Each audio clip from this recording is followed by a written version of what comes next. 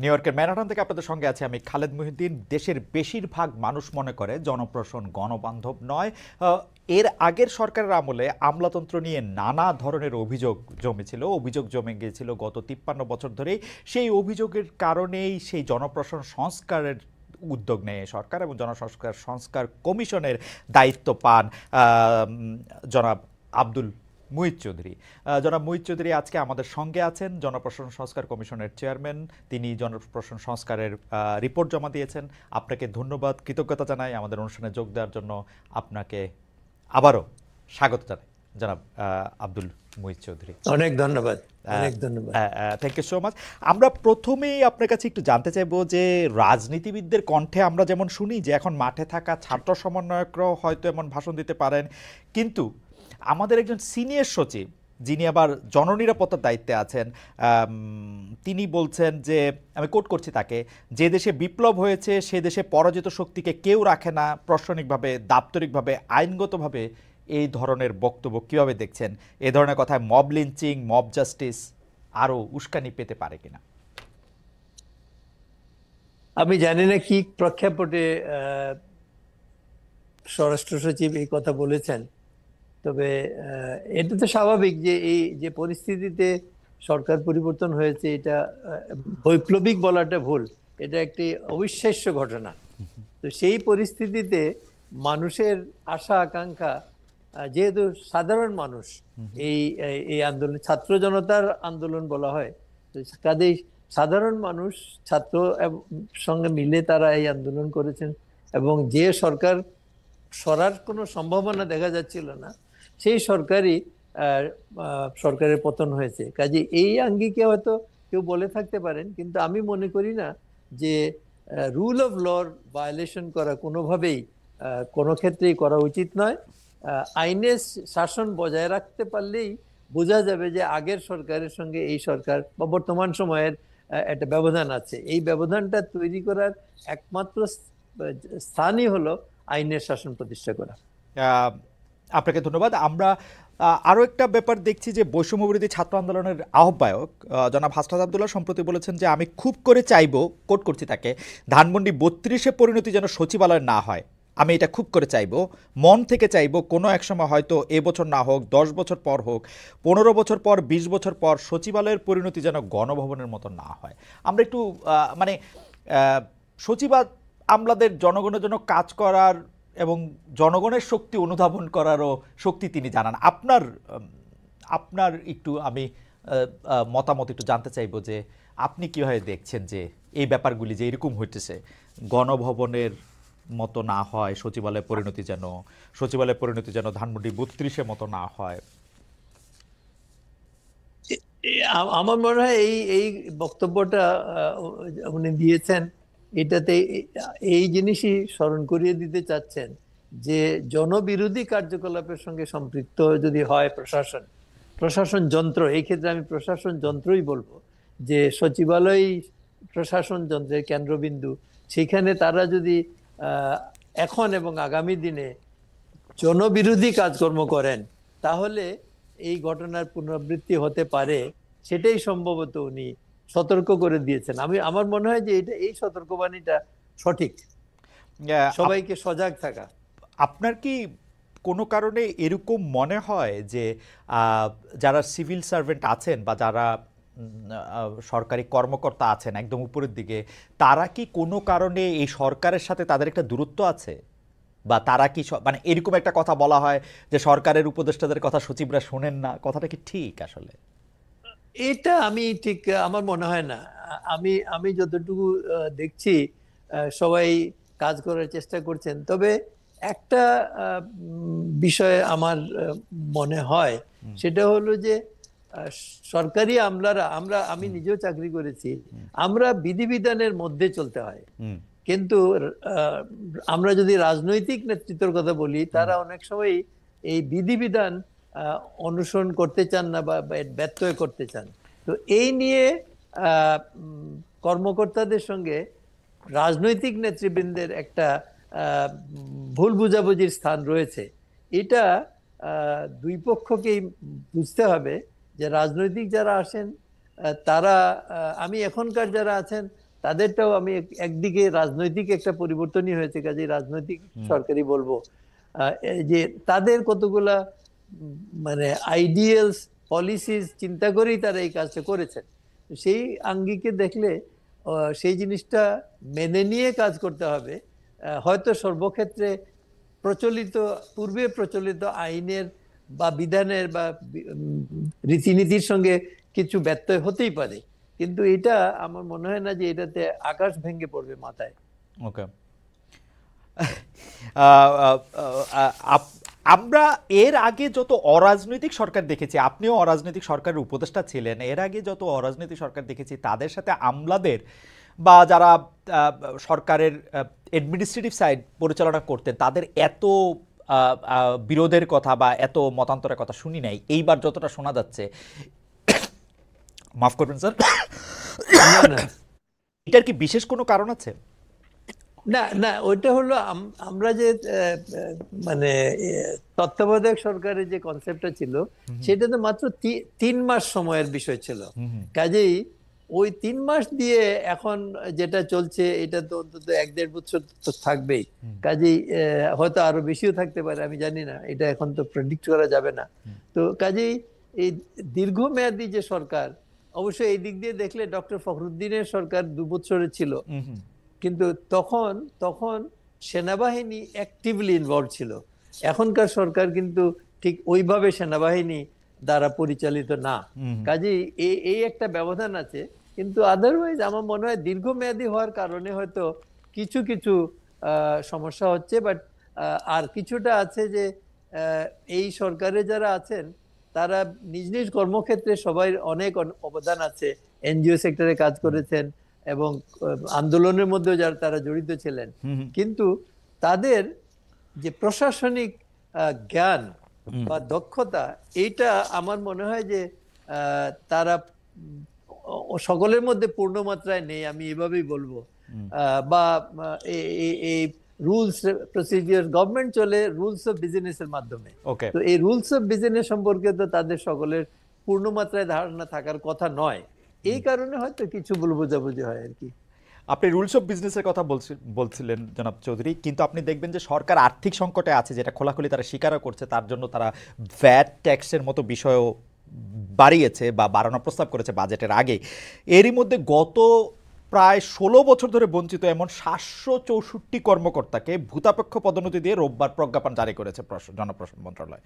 তাদের মধ্যে 119 জনকে সচিব করা হয়েছে। এর মধ্যে আবার 1982 সালের ব্যাচের প্রশাসন ক্যাডারের অতিরিক্ত সচিব হওয়ার পরেও কি অনেক বেশি বঞ্চনা থাকে? এই ভূতাপেক্ষ পদোন্নতি কতটা দরকারি ছিল? আপনি জানেন, এই পদোন্নতি নিয়ে বিশ্বব্যাংকের ঢাকা কার্যালয়ের সাবেক মুখ্য অর্থনীতিবিদ জাহিদ হোসেন সাংবাদিকদের বলেছেন যে মনে হচ্ছে আমলাতন্ত্রের চাপে অথবা তাদের সহায়তা পেতে সরকার কাজটি করেছে। এটা অনেকটা আত্মসমর্পণের মতো অবস্থা। আপনার টেকটা একটু শুনবো স্যার এই সম্পর্কে। না, আমি নিজেও খুব মানে বিস্মিত হয়েছি যে এরকম প্রায় 300 কতজনের এইভাবে দেওয়া হয়েছে। বাট এইটা সত্য কথা যে আপনার যারা এটা পেয়েছেন সুবিধাটা, তারা বঞ্চিত হয়েছিলেন। এখন বলা যেতে পারে যে অতিরিক্ত সচিব হওয়ার পরে বঞ্চিত হওয়া কি এটা কতটা গ্রহণযোগ্য? হ্যাঁ, অবশ্যই একজন যদি ক্যারিয়ার পাথ দেখা যায় এবং দেখা যায় যে সে সার্বিকভাবে সচিব হয়েই রিটায়ার করত, তাকে যদি হঠাৎ অতিরিক্ত সচিব পর্যায়ে আটকে দেওয়া হয়, তাইলে বুঝতে হবে যে কোনো কিছু ওই লেভেলে ডিসিশন মেকিং এ কোথাও সে কারো বিরাগভাজন হয়েছে বলে এটা করা হয়েছে। তো এইটা আমার মনে হয় একদিক দিয়ে ন্যায় বিচারের দিক থেকে দেখলে এটা সঠিক আছে। তবে বর্তমান আর্থিক সংকটের কথা বিবেচনা করেই হয়তো সরকার যেটা করেছেন যে তাদের অর্ধেক টাকা, তারা কেউই চাকরিতে পুনর্বহাল হবেন না, কিন্তু নোশনালি তারা যে জায়গায় যেতে পারতেন সেই জায়গায় তাদেরকে ধরে নিয়ে তাদের বেতনটা দেওয়া হবে 2 ভাগে। 1 ভাগ দেওয়া হবে এই ফাইন্যান্সিয়াল ইয়ারে, আর বাকি 50% দেওয়া হবে পরবর্তী ফাইন্যান্সিয়াল ইয়ারে। এইটাই বোঝা যায় যে সরকার সব দিক সজাগ থেকেই এই পদক্ষেপ সিদ্ধান্তটা নিয়েছে। জনাব আব্দুল মহিদ চৌধুরী, মানে সরকারি চাকরিটাই তো এমন, বা যে কোনো চাকরি তো এমন, মানে আপনারাও যখন চাকরি করেছেন সবসময় ব্যাপারটা যে খুব সরল পথে যেরকম ন্যায্যতার ভিত্তিতে হয়েছে তা না, আপনারাও অনেক সময় অনেকভাবে বঞ্চিত হয়েছেন। This is part of the life, part of the game, সকল চাকরির ক্ষেত্রেই। আপনার কাছে কি মনে হয় যে এটা খুব জরুরি ছিল, মানে 119 জনকে সচিব করা, 764 জনকে ভূতাপেক্ষ কর্মকর্তা করা? এখন যদি আর্মি বলে আমাকে কর্নেল করে রিটায়ার করে দেওয়া হয়েছে, আমার ভাই মেজর হয়ে রিটায়ার করে ফেলছে, তো এটা কি হবে? মানে it's like is it going? Army বা আর্মির সঙ্গে সিভিল সার্ভিসের একটু তফাৎ আছে। আর্মি তো সার্টেন ডিসিপ্লিনের মধ্যে চলে, কাজেই ওইটা এক ধরনের। আর আর্মি আর্মি আপনার সাধারণভাবে আমি মনে করি যে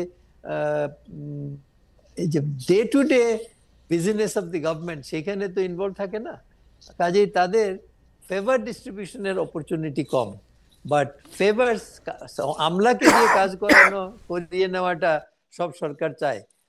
এবং এই কাজগুলোর জন্য প্রত্যেকটা জিনিসের সঙ্গেই জন উন্নয়ন সম্পৃক্ত থাকে।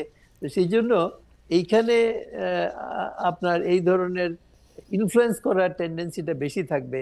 বা কে ডেকে যদি জিজ্ঞেস করা হয়, তাইলে কারো বাড়ি অমুক জায়গায় ছিল, কেউ অমুকের আত্মীয়, এই ধরনের ঘটনা। আমি একজনকে জানি, খুব ভালো অফিসার, আমার সঙ্গে উনি কাজ করেছেন এক ডিপার্টমেন্টে।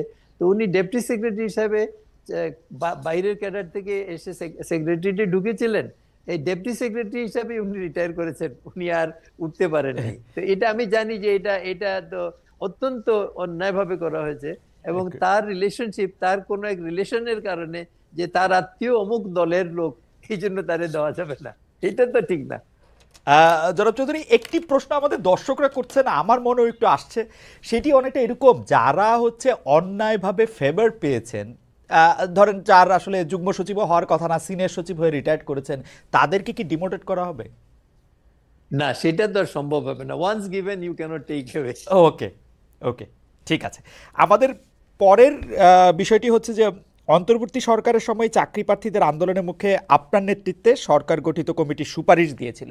আচ্ছা, আমি ওই কমিটিতে আসার আগে একটু বলি যে আমরা অনেকের বিরুদ্ধে বিভিন্ন ধরনের মামলা মোকদ্দমা সেগুলি হতে দেখছি, কিন্তু সরকারি কর্মকর্তাদের, বিশেষ করে প্রশাসন বিভাগের সরকারি কর্মকর্তাদের বিরুদ্ধে যারা দুর্নীতিগ্রস্ত ছিলেন তাদের বিরুদ্ধে মামলা সবসময় স্লো।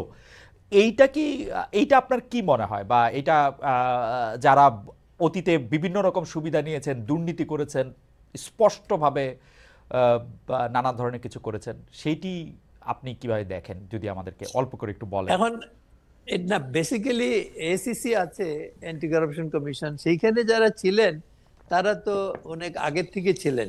সেই জন্য তারা হয়তো ওই আগের সরকারের ধারাবাহিকতায় এই কাজগুলো করেছেন। কিন্তু এখন পরিবর্তন হওয়ার পরে আমরা পত্রপত্রিকায় দেখছি প্রায় প্রতিদিনই কিছু কিছু এই ধরনের কর্মকর্তাদের বিরুদ্ধে ব্যবস্থা গ্রহণ হচ্ছে, মামলা দায়ের করা হচ্ছে।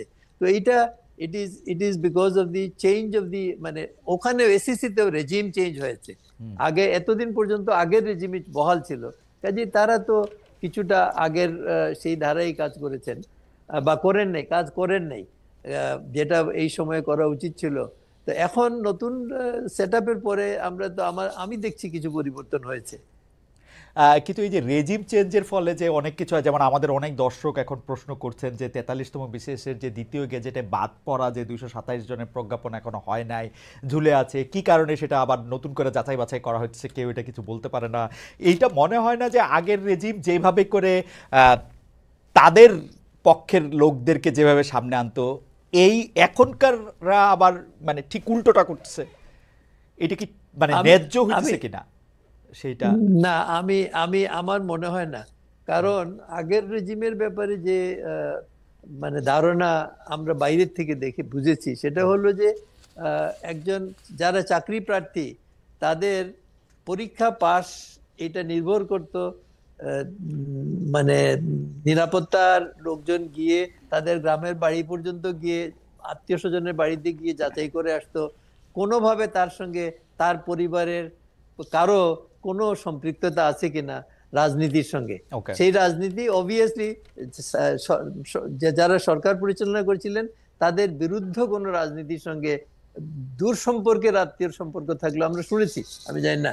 সেইভাবে যাচাই বাছাই করার পরেই তাদেরকে সিলেক্ট করা হতো। কাজে এখন ধরা যায় যে এই যারা পদায়নের কথা, চাকরি নিয়োগ প্রাপ্তির কথা ছিল, এরা হয়তো ওই প্রক্রিয়ায় এসেছেন। কাজেই তারা যে কোনোভাবেই মানে পূর্ববর্তী সরকারের সঙ্গে ঘনিষ্ঠ ছিলেন, এইটাই একমাত্র কারণ হতে পারে তাদের চাকরি পাওয়ার, তাদের যে যোগ্য ব্যক্তিরা চাকরি পান নাই। কাজে এখন যদি সরকার এটা দেখতে চায়, তাইলে আমার মনে হয় এটা যৌক্তিক। এটাতে আমি অযৌক্তিক মনে করি না। তবে এটা প্রসেসটা তাড়াতাড়ি করে ফেলতে হবে, যাতে করে এটা মানে দীর্ঘসূত্রীদের মধ্যে না পড়ে। ওকে, এটা আপনার মতামত নিশ্চয়ই সরকার বিবেচনা করবে বা দেখবে।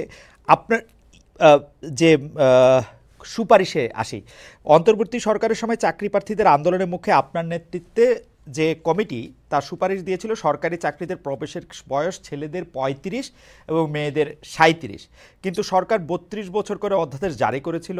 আপনাদের সুপারিশ কাটছাট করে সরকারি সিদ্ধান্ত আন্দোলনকারীদের হতাশ করেছিল। 32 বছর নিয়ে আপনি আসলে কি বলবেন, যে এটা আপনি তো সুপারিশ করেছিলেন এই 35 এবং 37 মাসে, এটার পক্ষে যুক্তিও তুলে ধরেছিলেন, সরকার এটা কেন নিল না এবং 32টা আসলে ঠিক কিনা, ন্যায্য কিনা, সে সম্পর্কে যদি একটু বলেন। আমরা পার্শ্ববর্তী দেশগুলোর যে বয়সসীমা আছে এগুলো পরীক্ষা করে দেখেছি।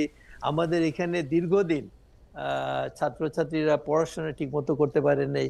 কাজে তাদের পক্ষে ইউনিভার্সিটিতে থাকার ব্যবস্থা অসুবিধা ছিল, গণরুম টনরুম করে নানান রকমের সমস্যা ছিল।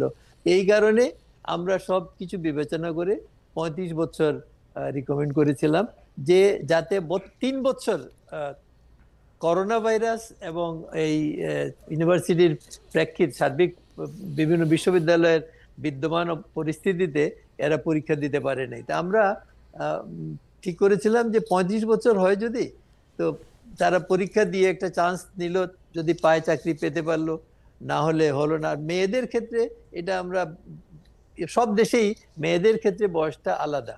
যেমন আমরা যেটা চিন্তা করেছি যে অনেক মহিলা মেয়েদের বিয়ে হয়ে যায়, তারপরে লেখাপড়া শেষ করতে পারে না, পরে লেখাপড়া শেষ করে তখন হয়তো দেখা গেল একটা দুইটা বাচ্চাও হয়ে গেছে।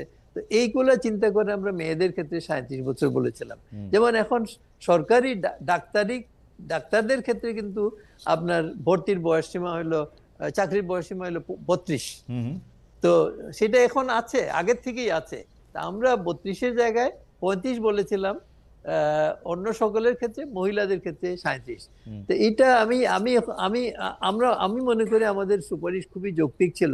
কিন্তু এখন সিদ্ধান্ত তো সরকারকেই নেবে, আমাদের সিদ্ধান্তই গ্রহণ করতে হবে, এটা তো হতে পারে না। সরকার কি কারণে এটা মানেননি এটা আমি জানি না। এই ব্যাপারে কোনো সরকারের পক্ষ থেকে কোনো বক্তব্য দেওয়া হয়েছে বলে আমার চোখে পড়েনি। আর এটা নিয়ে ছাত্রছাত্রীরা আন্দোলন করছে। ঢাকা বিশ্ববিদ্যালয়ের মধুর ক্যান্টিন সহ বিভিন্ন জায়গায়, এই পিজি হসপিটালের, বঙ্গবন্ধু মেডিকেলের এখানে তারা করেছে আন্দোলন। তো এটা তারা কিন্তু এটা ছাড়েন নাই, তারা এটা পার্সু করে যাচ্ছে। এবং আমি মনে করি যে এটা দিয়ে দেওয়াটা যৌক্তিক ছিল। আমি সরকার কেন করেছে, মানে পরিবর্তন করেছে আমার জানা নাই, বাট আমাদের দৃষ্টিকোণ থেকে এটা আমরা অনেক আলাপ করেছি। ইভেন 40-এর বেশি বয়সও আছে কোনো কোনো দেশে, কিন্তু আমরা 37 এবং 35 বলেছিলাম। আমি মনে করি যে এটা যথেষ্ট চিন্তা ভাবনা করেই আমরা করেছিলাম, এবং এটা করে দেওয়াটাই ভালো হতো। আপনি তো বাংলাদেশের মানে সরকারি চাকরিতে যতগুলি সম্ভব প্রত্যেকটা পদের মধ্যেই আপনি ছিলেন। তো আপনার কাছে কি মনে হয় যে মানে কেন এরকম একটা বয়সসীমা রাখা 30 বা 32? কেউ যদি চায় যে সে 35 বছর বয়সে, 37 বছর বয়সে, 40 বছর বয়সে, বা আমার বয়স এখন 50, আমি এখন সরকারি চাকরিতে আবার পরীক্ষা দিব, যদি কম্পিট করে যাই, মানে অসুবিধাটা কি? আমি কোনো অসুবিধা দেখি না। আমি মনে করি যে এটা ওপেন হলেও কোনো অসুবিধা নাই। কিন্তু এটা এত বছরের আমাদের একটা ট্র্যাডিশন।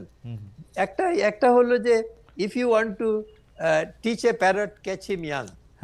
ওকে, ওই ফিলোসফির ভিত্তিতেই এটা। But it is true about parrot. এটা কি সিভিল সার্ভিসের, সুপিরিয়র সিভিল সার্ভিসের লোকজনের জন্য কি সত্য?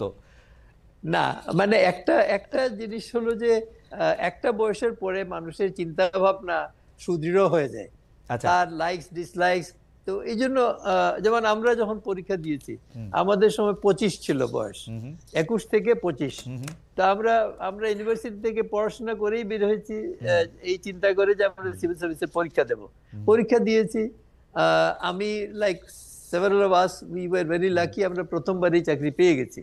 আবার কেউ কেউ আমাদের সঙ্গে অন্য সার্ভিস পেয়ে পরবর্তী বছর গিয়ে আবার সিভিল সার্ভিস, সবাই সিভিল সার্ভিসেই যেতে চাইতো আগের দিনে, গিয়েছেন। তো এখন এটা একটা সুবিধা হলো যে ফ্রেশ ইউনিভার্সিটি গ্রাজুয়েটস হলে তাকে মানে ট্রেন করাটা ডেফিনেটলি ইজিয়ার। প্রথম দিকের চাকরি, কাজেই সবাই একটু সতর্ক হয়ে কাজ শেখার চেষ্টা করে। কাজ করার সময় আমাদের প্রসেসটা মানে দীর্ঘ ছিল। অ্যাসিস্ট্যান্ট কমিশনার হিসেবে একজন ডিসির সঙ্গে কাজ করতে হতো, বা প্রত্যেক ডিপার্টমেন্টেও যারা অন্যান্য। আমি এটা খুবই আপনার যুক্তিটা আমি খুবই বুঝতে পারি যে ইয়াং ফ্রেশ ব্লাড, কিন্তু এটার উল্টাটাও তো আসে। যেমন আমি যেহেতু খুব ইয়াং বয়সে সিভিল সার্ভিসে জয়েন করছিলাম, অল্প দিন পরেই আমার মনে হলো যে এই চাকরিটা ভালো না। তো আমি কিন্তু আমার যদি আরেকটু বয়সে আমি জয়েন করতাম তাহলে হয়তো এটা ভালো দিকও আমি দেখতে পাইতাম, মানে এটাও তো হইতে পারে আর কি। হতে পারে, তবে তবে জেনারেলি কম কম বয়সেরটাই, যেমন এখন মার্কিন যুক্তরাষ্ট্রেতে যে কোনো বয়সের লোককে যে কোনো চাকরিতে সরকার নিয়োগ করে যেতে পারে। হ্যাঁ, তো এটা তাদের স্পয়েল সিস্টেম, একটা অন্যরকম সিস্টেম। আমাদের এখানে ওই সিস্টেমগুলো নাই। ওইটা হলে বেশ কিছু সমস্যা হতো। আর তাছাড়া আরেকটা হলো যে আমরা এই যে আমরা যেমন একবার হয়েছিল প্রেসিডেন্ট এরশাদের আমলে 450 জন না কতজন অফিসার নেওয়া হয়েছিল। তো তাদের বয়সের ভিত্তিতে বেতন দেওয়া হয়েছিল। তো এখন এই বয়সের ভিত্তিতে বেতন দেওয়ার পরে আমি তখন চিটাগাংয়ে কমিশনার ছিলাম। আমার মনে আছে যে চিটাগাংয়ে আমার এক ডিস্ট্রিক্টে আমার অধীনের, আমার তো সিলেট থেকে কক্সবাজার পর্যন্ত আমার জুরিসডিকশন ছিল ডিভিশনে। তো আমার এক ডিস্ট্রিক্টে একজন অফিসার এইরকম বয়স্ক, তার বেতন বেশি। তো তিনি তার এডিসি কে বলছিলেন যে আমি তো আপনার চেয়ে সিনিয়র, আপনি আমার চেয়ে কম বেতন পান। খুবই না, আমার মনে হয় যে আপনার যে যুক্তিতে আপনি এটা সুপারিশ করেছিলেন সেই যুক্তি আসলে ঠিকই ছিল, যে নানা ধরনের কারণে এখন সরকার কেন করেছে সেটাও আপনি ঠিকই বলেছেন যে সরকার কেন করেছে এটা সরকারের ব্যাপার। কিন্তু অন্য একটা প্রশ্নে আসতে চাই যে অন্য কোনো সংস্কার কমিশনের বিরুদ্ধে যেটা হয় নাই, আপনারও আপনার কমিশনের বেলা আমরা সেটা দেখেছি, আপনার অপসারণের দাবি করে ডিসেম্বরের শেষ দিকে সভা হয়েছিল প্রশাসন ক্যাডারের বর্তমান সাবেক কর্মকর্তারা। সেদিন বিসিএস কল্যাণ বহুমুখী সমবায় সমিতি লিমিটেডের সভাপতি জনাব এবিএম আব্দুল সাত্তার প্রকাশ্যেই বলেছিলেন, স্যার আমি কোট করছি, 2টি বিষ দাঁত অঙ্কুরিত হয়েছে, এ বিষ দাঁত উপড়ে ফেলতে হবে, একটা বিষ দাঁত হলো মুহিত ভাই। সেদিন সাত্তার সাহেব আপনার ব্যক্তিগত পারিবারিক পেশা জীবন সব কিছু নিয়ে আক্রমণ করেছিলেন। এ নিয়ে কী বলবেন? সংস্কারের সুপারিশমালা জমা দেওয়ার আগে আপনারা প্রশাসন ক্যাডারের নেতৃবৃন্দের সঙ্গে বসেছিলেন কিনা? যে সুপারিশ জমা দিয়েছেন সেখানে তো তাদের প্রশাসন ক্যাডারের আপত্তি অগ্রাহ্য করে 50-50 করার প্রস্তাব করেছেন। এরপর বাংলাদেশ অ্যাডমিনিস্ট্রেটিভ সার্ভিস বলেছেন এই সুপারিশ উচ্চ আদালতের নিষ্পত্তি হওয়া বিষয়ের সঙ্গে সাংঘর্ষিক। আপনার মন্তব্য একটু শুনতে চাইবো একটু বিস্তারিত আকারে, তবু আপনার কাছ থেকে অনুমতি নিয়ে আমি একটু, আমরা দর্শকদের কাছে 2টি প্রশ্ন করেছিলাম, সেই 2টি প্রশ্নের জরিপের ফলাফল একটু বলে যাই, কারণ এটা আপনার কাছ থেকে একটু বিস্তারিত শুনতে হবে যে মানে প্রশাসন কি চায়, আপনি কি চাচ্ছেন বা কি সুপারিশ করছেন। আমরা দর্শকদের কাছে এইবার 2টি পোল রেখেছিলাম। একটি পোলে আমরা জানতে চেয়েছিলাম যে ধানমন্ডি 32-এ পরিণতি যেন সংস্কারের সুপারিশ সেগুলি পছন্দ করেন নাই, অনেক ক্ষেত্রে আপনাকে ব্যক্তিগত আক্রমণেরও সম্মুখীন হতে হয়েছে। এটা নিয়ে আপনি আসলে কি বলবেন? প্রশাসন ক্যাডারের কথা আপনি শুনেছিলেন কিনা? অবশ্যই শুনেছি, পত্রপত্রিকায় দেখেছি, ভিডিও রেকর্ড চালু হয়েছিল, আমি দেখেছি, শুনেছি। তো এখন যিনি বলেছেন মুহিত ভাই, তিনি আমার সামনে আমাকে কোনোদিন মুহিত ভাই বলার মতো সাহস তার থাকার কথা নয়। তো এখন মবের মধ্যে মানুষ নানান কথা বলে, তো এইটা আমি ওইভাবেই দেখেছি যে মবের মধ্যে উনি ছিলেন, উনি এটা বলেছেন, কারণ উনি সুস্থ মস্তিষ্কে মুহিত ভাই বলে আমাকে সম্বোধন করার কোনো কারণ আমি মনে করি না সার্ভিসের একজন জুনিয়র কলিগ হিসেবে। এটা আমি এইটুকুই বলতে চাই। আর তাছাড়া এই ঘটনা যেদিন হয়েছে তারপরেই অনেক নেতৃবৃন্দ আমার কাছে ব্যক্তিগতভাবে এসে ক্ষমা প্রার্থনা করেছেন। তারা বলেছেন এটা তারা এই ঘটনার জন্য তারা প্রস্তুত ছিলেন না, আকস্মিকভাবে এটা হয়েছে। আমি তাদেরকে বিশ্বাস করি। অনেকে অনেকে আমার সঙ্গে চাকরি করেছেন সরাসরিও, তারা আমি চিনি তাদেরকে। তো আমি জানি যে তারা এই ধরনের একটা কিছু করবেন না। আর দ্বিতীয় কথা যেটা, যে কমিশনের দায়িত্ব আমরা পেয়েছি, আমরা কোনো সার্ভিসের দেখভাল করার জন্য কমিশন গঠিত হয়নি। আমাদের দায়িত্ব হলো দেশের সার্বিক পরিস্থিতিতে কি করা দরকার। তো সেই পরিস্থিতির আলোকে আমরা এটা বলেছি। কারণ আপনার যেভাবে 200-300 করে লোক রিক্রুট করা হয়েছে এক এক বছর, এটা তো আপনার প্রয়োজনের অতিরিক্ত বলে আমি মনে করি। তো সেই জন্য আমরা এটা বলেছি। আর হাইকোর্টের যে রেফারেন্স আসছে সেটা সত্য কথা। এরকমের একটা অনেক বছর আগে অ্যাসোসিয়েশনের একটা ইয়ের পরিপ্রেক্ষিতে কোর্টের একটা রুলিং দেওয়া ছিল যে এটা এই বয়স এইভাবে মানে 75-25 থাকবে। কিন্তু এটার পরবর্তীকালে এটা আমরা আমাদের রিপোর্টেও লিখেছি যে আমরা যে সুপারিশ করেছি এটা সরকার যেন এই যে আগের যে সুপ্রিম কোর্টের একটা রায়ের বক্তব্য আছে সেইটার আলোকে পরীক্ষা করে দেখেন, আইনগত দিকটা পরীক্ষা করে দেখে তারপরে আমাদের এটা বাস্তবায়নের কথা চিন্তা করতে পারেন। আর দ্বিতীয় আরেকটা কথা হলো যে এইটা আমরা যদি দেখি তাইলে এই যে মানে ছাত্র জনতার আন্দোলন, এইটার কিন্তু উদ্ভব হলো কোটা বাতিলের থেকে। তো এইটা তো আবার সুপ্রিম কোর্ট অনুমোদন করেছেন, তাই না, যে কোটা থাকবে না। তো এখন আগের রায়টাই বহাল থাকবে না পরের রায়টা বহাল থাকবে, এটা তো আইনগত একটা বিষয় আছে। তো সেটা সরকার পরীক্ষা করে দেখবেন, দরকার হলে সুপ্রিম কোর্টের মতামত নেবেন, নিয়ে যদি মনে করেন বাস্তবসম্মত তাইলে করবেন। তবে আমি আমাদের কমিশনে পাবলিক অ্যাডমিনিস্ট্রেশন রিফর্মস কমিশনে আমরা সবাই একমত হয়েছি যে এই কোটাটা কমানো দরকার। কারণ এটা না করলে এটা প্রয়োজনের অতিরিক্ত লোক রিক্রুট করা হয়, এই পরিমাণ লোকের দরকার নাই। আর তাছাড়া এটা বাস্তবায়ন করতে গিয়ে আমরা সব ক্যাডারের জন্য আমাদের সুপারিশে, আপনারা যদি সুপারিশ তো এখন অনলাইন আছে, আপনারা দেখতে পারবেন যে আমরা সেইখানে প্রত্যেক ক্যাডারের জন্য পদোন্নতির ব্যবস্থা রেখেছি, যাতে করে নিজের লাইনেও পদোন্নতি পায়। আর 50% বিসিএস অ্যাডমিনিস্ট্রেশন তো ডেপুটি সেক্রেটারি পদে আসতেই পারবেন। তো কাজেই এটা আমি খালি না, আমাদের কমিশনের আমরা সবাই একমত হয়ে এটা করেছি। কাজেই এখন আমরা যারা ছিলাম কমিশনে, বিসিএস অ্যাডমিনিস্ট্রেশনেরই আমরা বেশিরভাগ ছিলাম। ডাক্তার ছিলেন, প্রকৌশলী ছিলেন, আপনার অন্য ক্যাডারের কাস্টমস ক্যাডারের অফিসার ছিলেন, অডিট এন্ড অ্যাকাউন্টস ক্যাডারের অফিসার ছিলেন। তো এরা সবাই মিলেই আমরা এই সিদ্ধান্ততে এসেছি। কাজেই আমি মনে করি যে এটা আমরা যদি আমাদের এটা কেউ যদি বলে যে ওনার বয়স বেশি হয়ে গেছে, আমার বয়স এখন 82 বছর, কেউ যদি বলে ওনার বুদ্ধিশুদ্ধি লোপ পাইছে তাইলে আলাদা কথা। কিন্তু আমার মনে হয় না যে এই কথা বলবেন কেউ।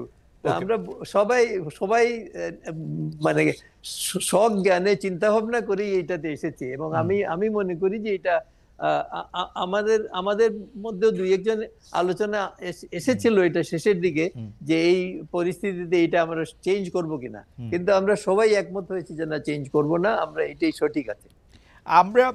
আপনি নিশ্চয়ই দেখেছেন, আমি সুপ্রিম কোর্টের রায়টা পড়তেছিলাম যে 2006 সাল থেকে 10 বছর চলার পরে 2016 সালে রায় দেওয়া হয়েছে অ্যাপিলেট ডিভিশন। আমরা দেখতেছিলাম যে প্রধান বিচারপতি সহ আরও 4-5 রায়ের মধ্যে বিভিন্ন মন্তব্য লিখেছেন।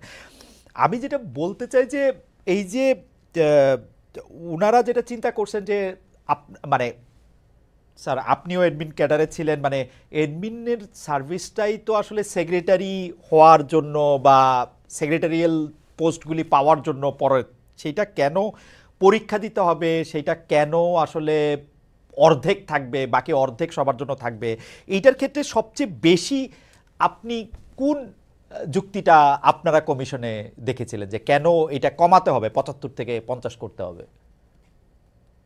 না, যুক্তিটা একটা হলো যে এইটা যে সময়ে যে পরিপ্রেক্ষিতে করা হয়েছিল তখন তো এত লোক রিক্রুট করা হতো না। যেমন ওখানে ছিল, আমি পাকিস্তান আমলের কথাই যদি বলি, সেই সময়ে CSP, all posts were borne in the cadre of the CSP. সব চাকরি, যত চাকরি ছিল সচিবালয়ে, ফিল্ডে, সবগুলোই সিএসপি ক্যাডারের ছিল। এবং দুই ধরনের হতো, একটা প্রভিন্সিয়াল সিভিল সার্ভিস থেকে প্রমোশন হইতো, কেউ কেউ এডিসি হইতেন, ডিসি হইতেন, কমিশনারও হয়েছেন, এই সমস্ত পর্যায়ে গেছেন। আর আরেকটা হলো যে পলিসি পুল বলে একটা ছিল সেন্ট্রাল গভর্নমেন্ট, সেইখানে যেমন অন্যান্য ক্যাডার, ইকোনমিক ক্যাডার গুলোর থেকে অনেকে যেতে পারতেন, এবং once they join the cadre they were treated as officers of the civil service, same ইয়েতে চলে আসতেন। এইরকম আমাদের এখানে অনেক ছিলেন। নুরুল হোসেন খান সাহেব বলে একজন ইনকাম ট্যাক্সে ছিলেন, এরকম আরো কয়েকজন, আমি ওপেন নাম মনে হচ্ছে না। তো ওনারা ওই ইকোনমিক ক্যাডার থেকে, ইনকাম ট্যাক্স থেকে, কাস্টমস থেকে, অডিট এন্ড অ্যাকাউন্টস থেকে তারা এই সমস্ত জায়গায় এসেছিলেন। তো এইটা গেল প্রথম কথা। দ্বিতীয় কথা হলো যে আমরা আমাদের কমিশনে আমরা যেটা ফিল করেছি সেটা হলো যে এই যে পরিমাণ রিক্রুটমেন্ট বিসিএস অ্যাডমিনিস্ট্রেশনে হয়েছে, এটা প্রয়োজনের চেয়ে অনেক বেশি হয়েছে। এত লোকের দরকার নেই, যে কারণে এখন সচিবালয়ে আপনার এটা অনেকে ঠাট্টা করে বলে যে সচিবালয়ে ডেপুটি সেক্রেটারির চেয়ে অতিরিক্ত সচিবের সংখ্যা এক এক মিনিস্ট্রিতে বেশি, তাদের কাজ নাই। ওই ইন সিটু অ্যাসিস্ট্যান্ট সেক্রেটারি থেকে ডেপুটি সেক্রেটারি, ডেপুটি সেক্রেটারি থেকে জয়েন্ট সেক্রেটারি হয়ে একই রুমে বসছেন, উনি একই কাজ করছেন। তো তার মানে হলো এটা এই পদগুলো অপ্রয়োজনীয়, এইভাবে করার প্রয়োজন ছিল না। আমি জানি না, আমি তো আর এই সময় নাই, আমার সময় এরকম ছিল না। আমি যতদিন চাকরি নিয়েছিলাম, আমি তো 2000-এ রিটায়ার করেছি, তখনও এইরকম কিছু হয় নাই। কাজে এই যে একটা ব্যাপক পরিবর্তন হয়েছে, মন্ত্রণালয় খোলা হয়েছে, অফিস খোলা হয়েছে, এবং অফিসারদেরকে আপনার বিসিএস অ্যাডমিনিস্ট্রেশনের অফিসারদেরকে অনেক বেশি সংখ্যক পদে পাঠানো হয়েছে, ডেপুটেশনেও, যেগুলোতে আগে কোনোদিন এরকম করা হয়নি। এর ফলেও কিন্তু বিভিন্ন ক্যাডারের মধ্যে অনেক ক্ষোভ আছে। তো আমরা এই সমস্ত জিনিস বিবেচনা করে আমাদের এই সুপারিশ করেছি।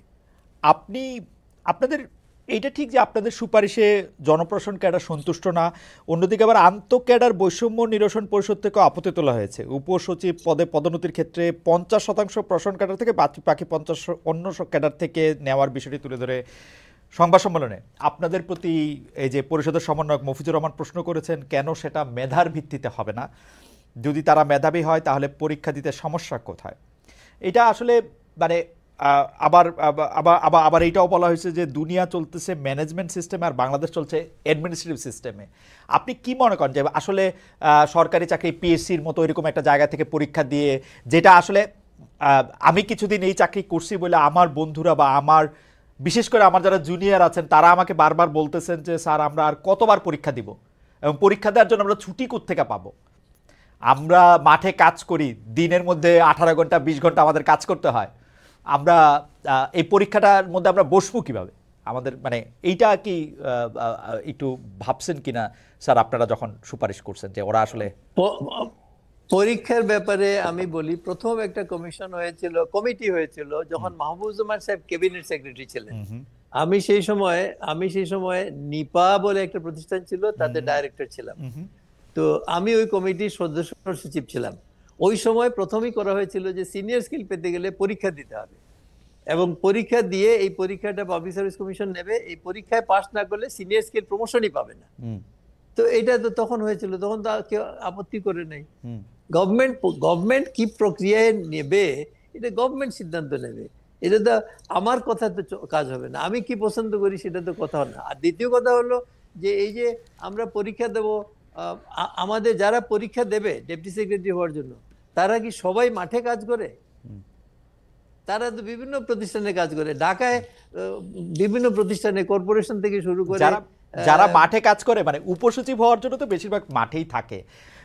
স্যার আমাদের অভিজ্ঞতা আমরা বলতে পারি যে ইভেন 2000 সালে যখন আমি চাকরিতে জয়েন করছি, এই অল্প কিছুদিন চাকরির মধ্যে আমাকে তো মানে আমার তো কোনো ছুটি ছিল না। মানে 100 দিনই কাজ করো, এইটা করো সেটা করো, 100টা জিনিস করতে থাকো। ওদেরও তো তাই। না না না না না না, এটা এই পরীক্ষা দেওয়ার সঙ্গে ছুটির কোনো সম্পর্ক নেই। পরীক্ষা যখনই দিতে হবে, সেই পরীক্ষার সময় এটা সরকারি কাজ, এটাতে সে আসবে, তার টিএডিএ পাবে, এসে পরীক্ষা দেবে। কাজে এটা একটা অজুহাত যে আমি ছুটি পাবো না, ছুটি পাওয়ার তো প্রশ্নই ওঠে না। দ্বিতীয় কথা হলো যে আমরা যে পড়তে লাগবে না, না পড়তে লাগবে না তো, এটা তো কি ক্লাস এসএসসি এইচএসসির পরীক্ষা নাকি যে এটা পড়তে হবে? এটা দৈনন্দিন চালচলনে প্রশাসনে থেকে, বরং তারা আরো বেশি জানার কথা। ওকে, যারা যারা যারা অন্য ক্যাডারের তারা বরং একটা লাইনের মধ্যে কাজ করে, আর বিসিএস অ্যাডমিনিস্ট্রেশনের যারা তারা বিভিন্ন ধরনের জিনিস মোকাবিলা করতেছে, বিভিন্ন ধরনের জিনিস হ্যান্ডেল করতেছে, তাদের তো জ্ঞান অনেক বেশি। আর আরেকটা কথা হলো যে প্রথম পরীক্ষায় যারা উপরের দিকে থাকে তারা বিসিএস অ্যাডমিনিস্ট্রেশনে আছে। তো তাই যদি হয়, তারা যদি সত্যিকার মেধার ভিত্তিতে এসে থাকে, তাইলে সে নিচের কাউকে তো ভয় পাওয়ার কারণ নাই, কারণ সে তো তার মেধা প্রতিষ্ঠিত, যে সে ইউনিভার্সিটিতে ভালো করেছে, বিসিএস পরীক্ষায় ভালো করেছে, তো তার তার ভয় পাওয়ার তো কোনো কারণই নেই। আমি এটা একেবারেই অযৌক্তিক একটা বিষয় বলে মনে করি। আপনার যে সুপারিশ বা আপনার কমিশনের যে সুপারিশ, সেই সুপারিশের মধ্যে একটা বড় ব্যাপার ছিল 4টি প্রদেশে ভাগ করার কথা। এইটা কি এই সুপারিশটা করার সময় কি আপনারা সেটার অর্থনৈতিক বা ফিনান্সিয়াল দিকটা দেখেছেন কিনা, যেতে আসলে কত টাকা ব্যয় হতে পারে, কত ইনফ্রাস্ট্রাকচার রাখতে পারে, নাকি এটা সরকারের বিবেচনার উপরেই? না, এটা অত তো আমরা ফাইন্যান্সিয়াল এটা মানে হবে, আমরা আমাদের এখানে রিকমেন্ডেশন দেওয়ার বিষয়টার মেইন কারণ ছিল যে আমাদের একটা ছোট দেশ, এই ইউনিটারি স্টেটে সমস্ত ক্ষমতা কক্ষীভূত করাটা খুব সহজ। তো এইটা প্রভিন্স হইলে 4টা প্রভিন্সিয়াল অ্যাসেম্বলি থাকবে, প্রভিন্সিয়াল গভর্নমেন্ট থাকবে, প্রভিন্সিয়াল চিফ মিনিস্টার থাকবে, ইন্ডিয়াতে আছে, নেপালে আছে, পাকিস্তানে আছে। তো ওই সমস্ত দেশে থাকা এটা যে লোকাল লেভেলে মানুষের, এখন তো মানুষ বেড়েছে, মানুষের প্রয়োজন মেটানোর জন্য যত কাছে সরকারকে নেওয়া যায়, সেন্ট্রাল গভর্নমেন্টকে মানুষের কাছে নেওয়া সম্ভব না। কাজেই সেন্ট্রাল গভর্নমেন্ট যদি সেন্টারে থাকে তারা এবং লোকাল গভর্নমেন্ট যদি থাকে, তাইলে দুটো জিনিস হবে। একটা হলো মানুষের কাছে সেবাগুলো পৌঁছে দেওয়া যাবে, দ্বিতীয় কথা হলো যে মানুষ লোকাল লেভেলে ইনভলভ হবে, কাজ শিখবে, তাইলে সেন্ট্রাল গভর্নমেন্টও ভবিষ্যতে যারা আসবেন তারা কাজ শিখে আসবেন। আর সেন্ট্রাল গভর্নমেন্ট প্রভিন্সিয়াল গভর্নমেন্টে ইন্টারফেয়ার করতে পারবে না, কারণ অনেক জিনিস ডিসেন্ট্রালাইজড হয়ে যাবে। যেমন আমাদের বিচার বিভাগ সম্পর্কিত যে কমিশন, তারা কিন্তু বলেছেন যে প্রত্যেক ডিভিশনাল হেডকোয়ার্টারে সুপ্রিম কোর্টের হাইকোর্টের একটা ডিভিশন করা উচিত। তো এটা আর করতে হবে না, 4টা ডিভিশনে তখন হাইকোর্ট গুলো হয়ে যাবে, তো বিচার ব্যবস্থা মানুষের কাছে যাবে। এরশাদ সাহেব যখন এটা করছিলেন তখন সব আইনজীবীরা গিয়ে মিছিল করে গিয়ে সেটা বন্ধ করছিলেন কেন? কে? এরশাদ সাহেব তো হাইকোর্টের একটা বেঞ্চ প্রত্যেকটা বিভাগে, অনেকগুলি বিভাগে বসানোর প্রস্তাব করছিলেন, বসাইছিলেন, কিন্তু তখন তো আইনজীবীরা মিছিল করে গিয়ে এটা আবার। হ্যাঁ, এটার কারণ হলো যে ঢাকা বেস আইনজীবীরা তারা ওই যে চিটাগং, রাজশাহী এই সমস্ত জায়গায় গিয়ে যাওয়া ঝামেলা হতো, তারা যেতে পারতেন না, গেলে সময় নষ্ট হইতো। তো কাজেই ব্যবসায়িক কারণে তারা আপত্তি করেছেন। আর বিচারক যারা ছিলেন, আমি জানি না, বাট আমার একটা ধারণা যে বিচারকরাও এই ঢাকার বাইরে, ওনারা যে ছিলেন, আমি চিটাগং কমিশনার ছিলাম, যারা ছিলেন তারা ঢাকা থেকে চিটাগংয়ে যেতেন ফ্লাইটে, গিয়ে 4 দিন থেকে আবার চলে আসতেন। তো এখন এই যে এটা পরিবার ঢাকায়, এই অবস্থা থেকে মুক্তি পাওয়ার জন্য প্রভিন্স হয়ে গেলে কিন্তু এইটার হবে না। প্রভিন্স হয়ে গেলে যারা থাকবেন ওখানে ওই প্রভিন্সে চাকরি করবেন, এলিভেটেড হলে সুপ্রিম কোর্টে আসবেন যখন তখন আসবেন। ওকে, আমরা আরো কিছু প্রশ্ন জমা হয়ে গেছে যে আমরা অনেকদিন ধরে জেনে আসছি যে বাংলাদেশের অন্যতম সুরক্ষিত প্রবেশাধিকার সংরক্ষিত একটি স্থান হচ্ছে সচিবালয়, কিন্তু আওয়ামী লীগ সরকার পতনের পর আমরা দেখেছি দাবি দেওয়ার নামে একাধিকবার বহিরাগতরা ঢুকে পড়েছিল সচিবালয়। সবশেষ গত 25 ডিসেম্বর দিবাগত রাতে, গভীর রাতে সচিবালয়ের 7 তলায়, সচিবালয়ের 7 নম্বর ভবনে আগুন লাগে। প্রথমে নাশকতা সন্দেহ করা হলো, পরে দেখা গেল যে এটা একটা বৈদ্যুতিক দুর্ঘটনা, তদন্ত প্রতিবেদন এরকম বলা হলো। এই সচিবালয়ের নিরাপত্তার বিষয়ে আপনারা কোনো সুপারিশ করেছেন? না, আমরা এইভাবে কোনো স্পেসিফিক মানে গভর্নমেন্ট এস্টাবলিশমেন্টের নিরাপত্তার কথা বলি নাই। তবে সচিবালয়ে যেদিন আগুন লেগেছিল, ওই পরের দিন সকালেই আমি বলেছি এটা বৈদ্যুতিক বিভ্রাট থেকে হয়েছে, কারণ সচিবালয়ে আগুন লাগানোর জন্য কেউ 7 তলায় উঠে আগুন লাগায় তারপরে দৌড়ে নামবে না। এটা একটা সাধারণ, আমার কাছে মনে হয়েছে যে কাজে এটা কোনো ইচ্ছাকৃতভাবে কেউ করেনি। আর তাছাড়া যেটা আরেকটা জিনিস আমি পরে শুনেছি যে সচিবালয়ের এই বিল্ডিং এর প্রত্যেক ফ্লোরের ওই সিঁড়ির মধ্যেই ছোটখাটো ক্যান্টিন চলতো, ওরা ওখানে কিছু এমপ্লয়িজরা ওইটা ব্যবসা বাণিজ্য করতো। কাজে এইটা এর আগে না লাগাটাই আমার মনে হয় অস্বাভাবিক।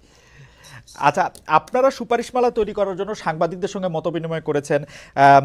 সেদিন সাংবাদিক সমাজের প্রতি আপনার বক্তব্য, ছাত্র প্রতিনিধির বক্তব্যে সাংবাদিকেরা কিছুটা আপত্তিও তুলেছিলেন, কারণ মত বিনিময় পর্যায়ের এক পর্যায়ে ছাত্র প্রতিনিধি জগন্নাথ বিশ্ববিদ্যালয়ের লোক প্রশাসন বিভাগের ৪র্থ বর্ষের ছাত্রী মেহেদী হাসান বলেন, আমি কোট করছি তাকে, এই কমিশনের সদস্য হিসাবে আমি ১-১.৫ মাস ধরে মাঠ পর্যায়ে কর্মকর্তাদের কথা শুনেছি, জনগণের কথা শুনেছি, এতে আমার একটি উপলব্ধি এসেছে যে জীবনে আর যাই করি বিসিএস দেব না।